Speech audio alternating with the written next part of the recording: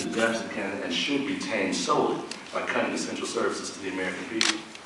Rather, we would advocate a thorough review of the entire federal budget, revenue as well as expenditures. Just a few months ago, Congress passed and the President signed a flawed bill, which among other things extended tax cuts for the wealthiest of Americans. The total cost of the bill would be more than $850 billion over the next 10 years. Specifically, this legislation, which is now law, gives away $139 billion in tax breaks to the wealthiest 2% of Americans over the next 2 years.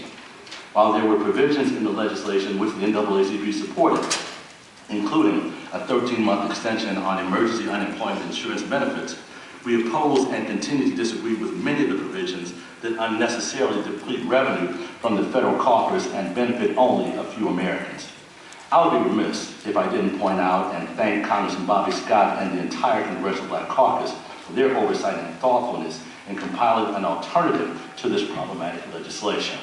Specifically, their alternatives include a 13-month extension on emergency unemployment insurance benefits, plus additional assistance for the chronically unemployed, those Americans who have been unable to find work for more than 99 weeks.